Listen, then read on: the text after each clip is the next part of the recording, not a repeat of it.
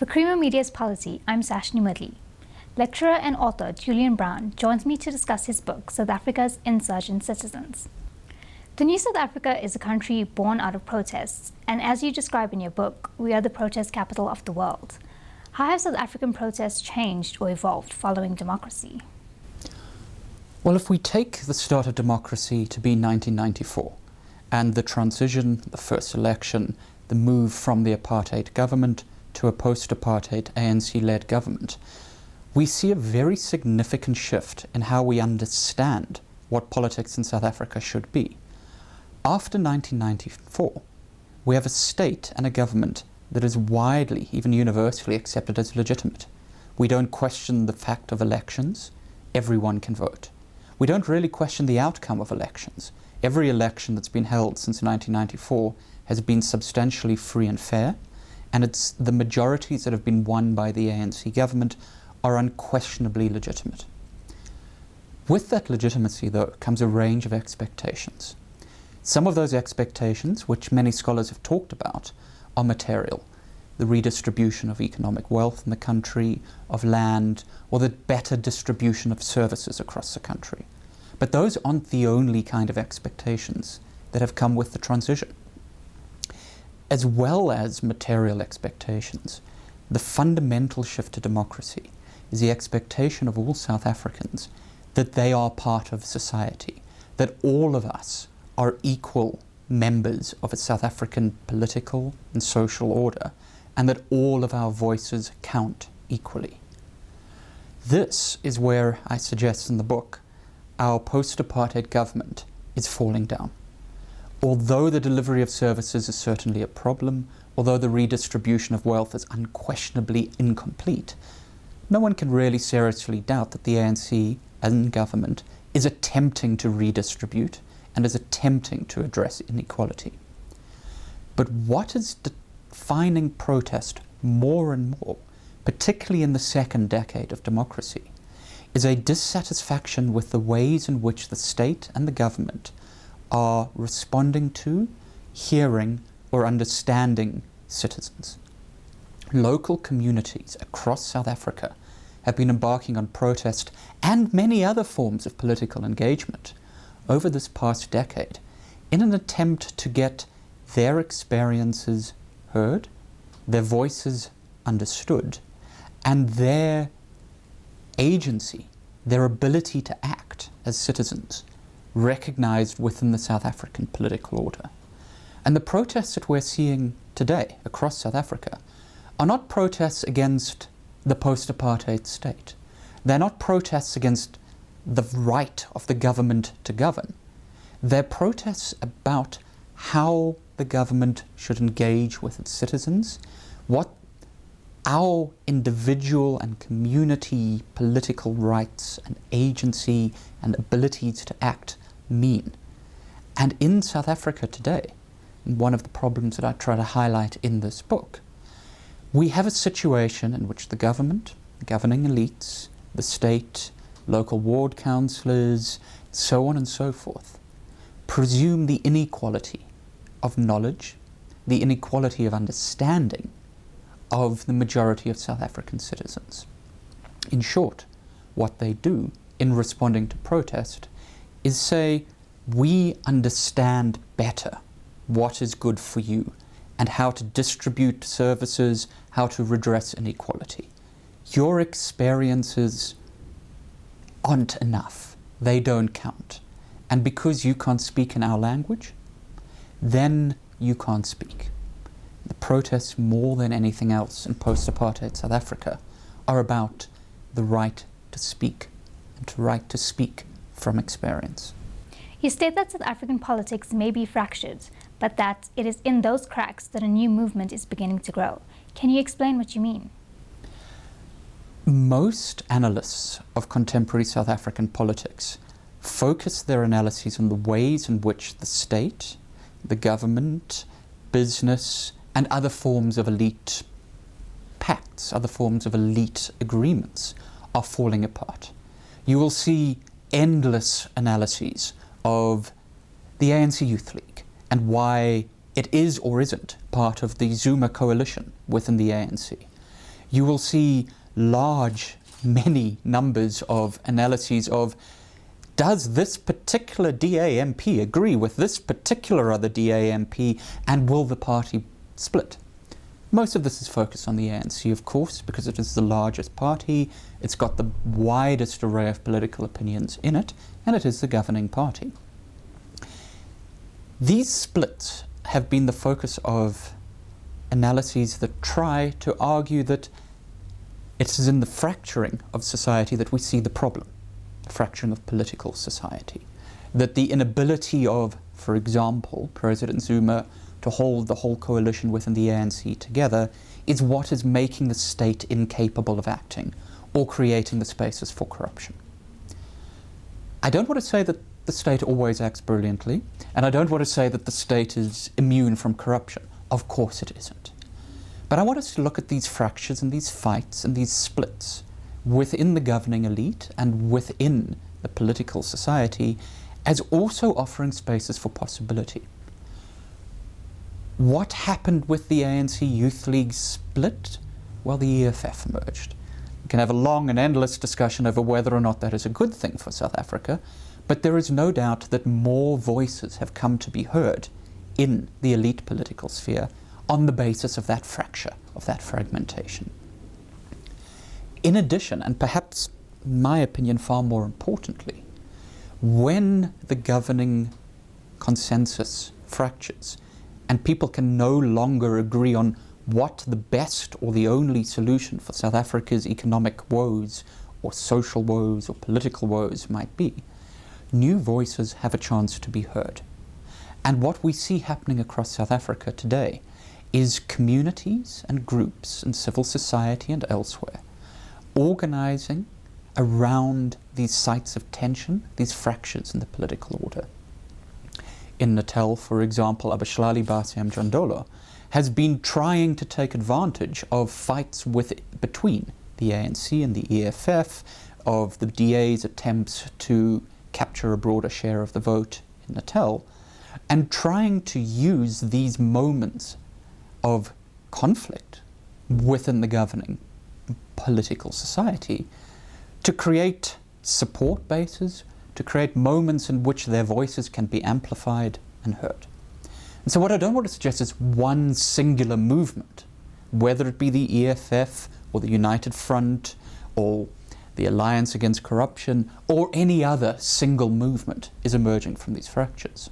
What I do want to suggest, though, is that these splits open up spaces in which multiple different types of movements and multiple different local organizations and communities find a space to speak about their own experiences in their own words, without having to fit in with an overall governing framework. You mentioned that moments of insurgent political action can provide a lightning flash of illumination into South Africa's inequalities. How so?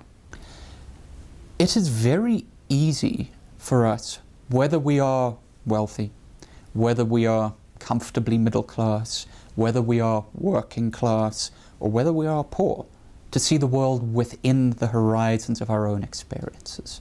And it is, of course, very important to take our experiences seriously. But, as a general rule, I am someone who lives in a comfortable middle-class suburb in Johannesburg. I was going to say I own a house, but the bank owns my house and I pay the bank back regularly.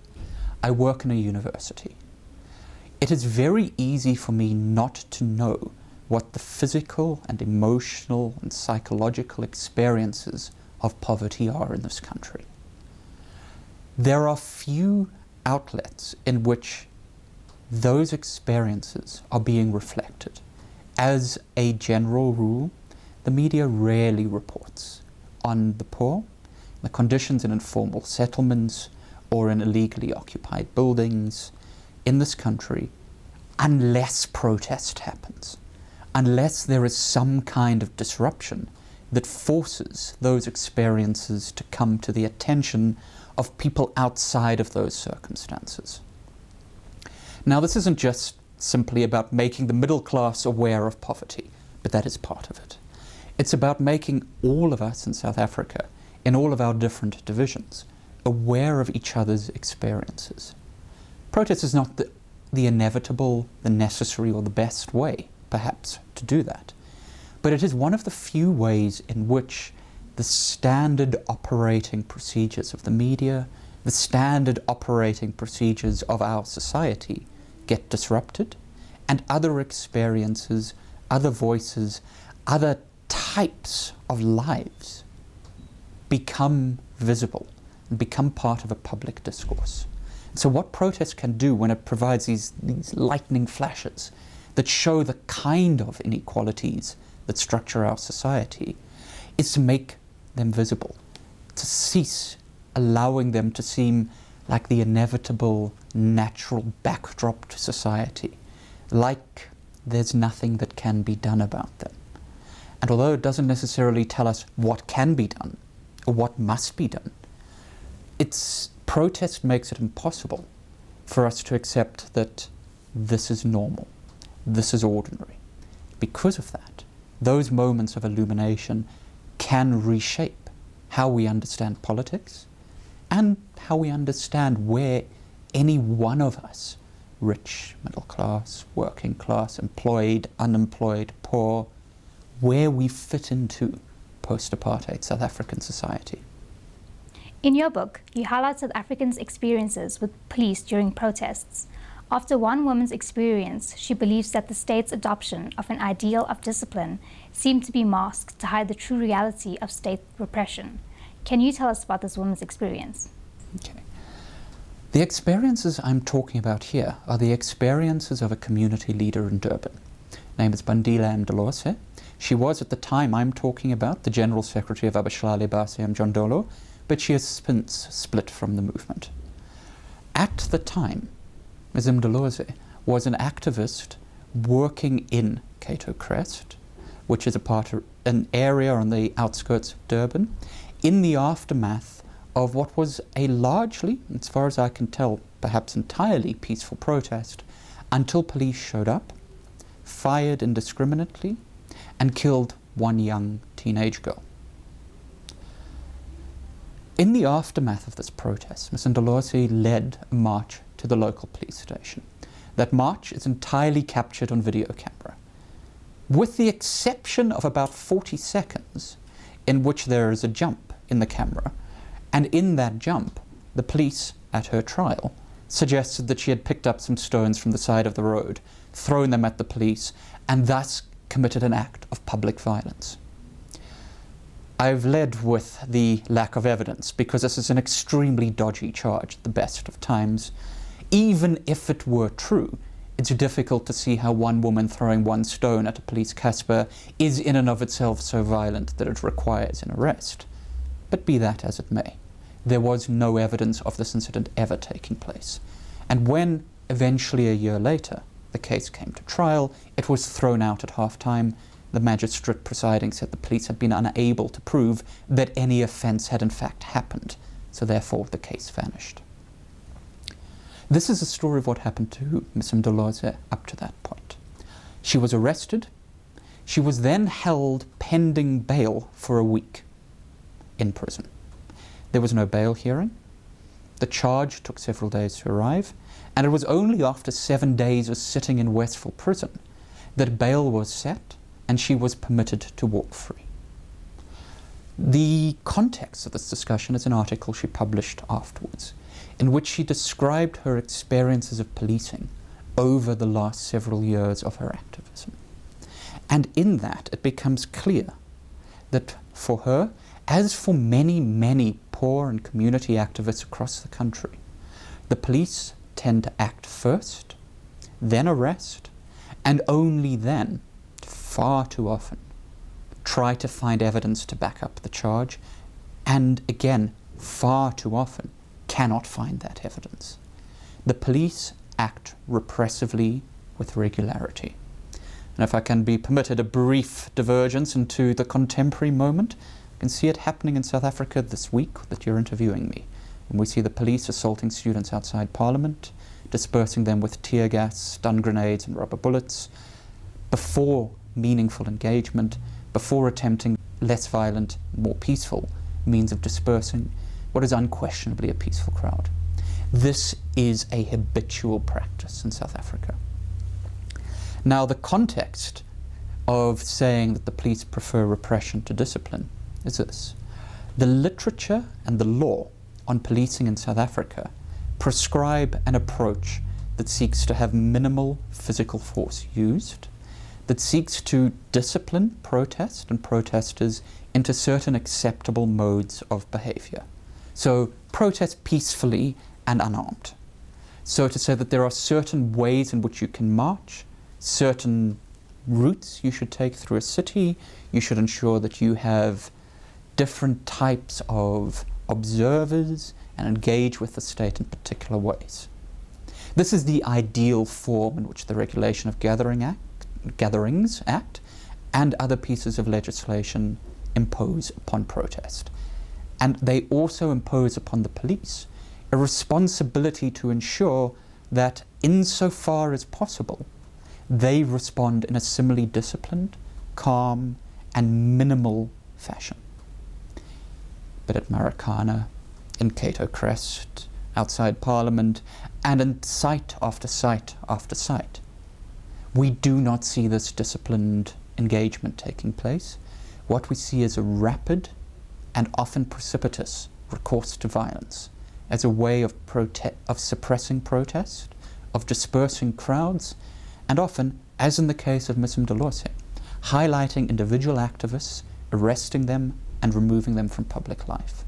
It's in that context that we must be really careful of the ways in which a set of laws and practices that are meant to be followed, that can themselves be questioned, but that are undoubtedly better than what is actually being done at the moment, are being flouted by the armed forces of the state, the police.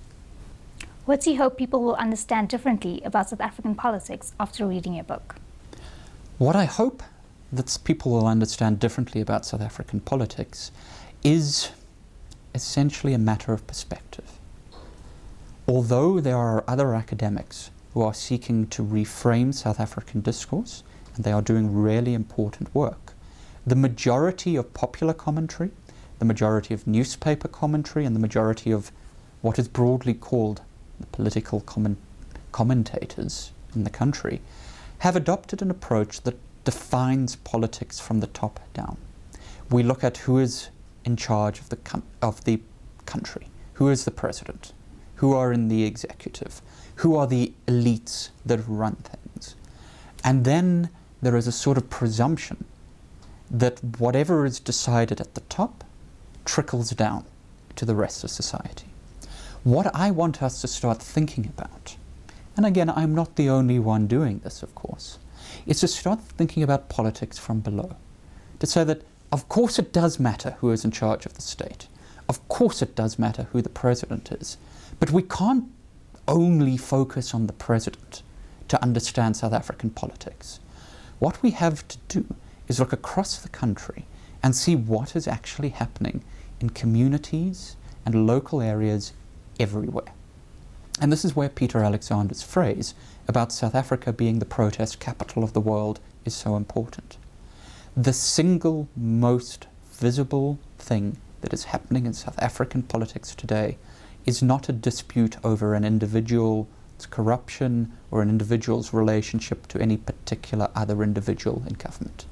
It is the thousands to hundreds of thousands of people in South Africa who every day are taking to the streets to protest, who when they are not on the streets are petitioning their ward councillors and their local governments, who when they're not doing that are trying to organise electoral bodies outside of the main parties, and when they're not doing that are facing the state in the courts, either as defendants on charges of public violence or unlawful protest, or as litigants suing the state to live up to the promises of the Constitution.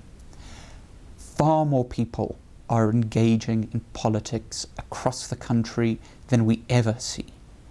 And if we can start by looking there and understanding politics not trickling down from the state to the people, but building upwards from the people to the state, then I think we have a much richer, more encouraging, sometimes slightly more scary, but in a good way, vision of what politics can be in South Africa. Thanks, Julian. That was lecturer and author Julian Brown discussing his book, South Africa's Insurgent Citizens.